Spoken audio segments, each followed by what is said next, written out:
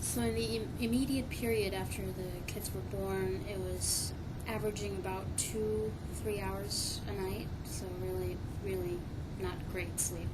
At 3 months, we would say about 3 hours a night, but they were still waking up a few times a night. And between the two of them, even though they each would sleep approximately 5 hours for the course of the night, between the two of them, we were up a lot more than you would with one kid. In terms of sleep training them, our physician, the pediatric physician that we take the kids to, was very adamant that we do that from day one. And I obviously, as a sleep physician, knew that I had to do it.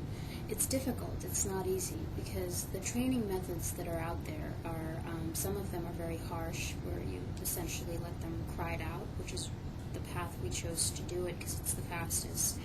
And so that's what we did. The first night was the hardest because you're hearing them screaming and you're just, hearing them.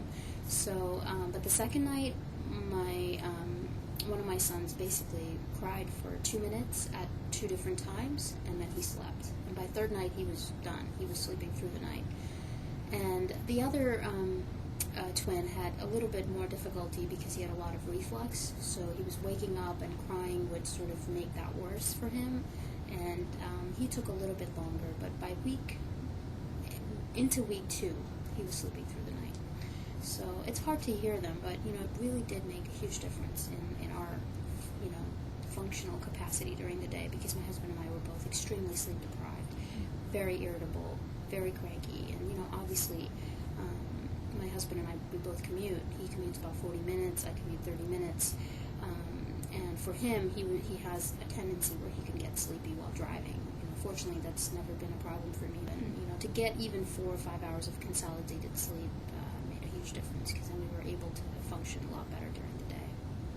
My kids sleep from 9 p.m. till 8 a.m., so they sleep 11 hours straight, and it's a blessing.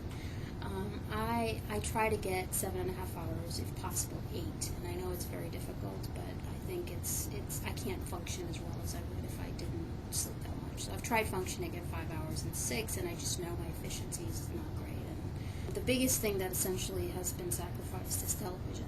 We just don't have any time to watch news or TV or any sort of favorite shows. Weekdays, it just does not happen. The other thing that gets sacrificed is just time with my husband and I. The biggest benefit is just being able to be more productive at work. So the efficiency and the quality of work I can produce when I've had consolidated 7.5 hours of sleep, very different than what I can do when I'm 5 hours of sleep. And we have all, as physicians, been there. We've been on call.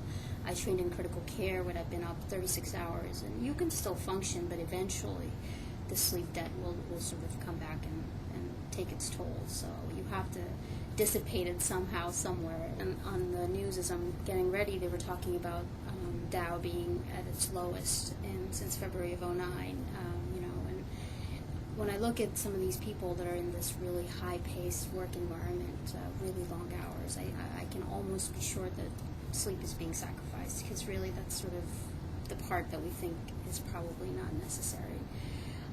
So I think the message is really that it's, if sleep was not necessary from an evolutionary standpoint, we would have sort of gotten rid of it. So it's serving a really key function in human development and the way we are as human beings. So I think it's very critical to make sure we get at least 7 hours of sleep, ideally 8. There's evidence to support that those that are sleeping less than 5 hours a day and over 9 hours a day actually do die earlier than those that sleep adequately. And I guess my message really would be you have to prioritize sleep as just as important as eating 3 meals a day, or just as important as going to work and having a career and taking care of your kids and your parents and whatever else you have.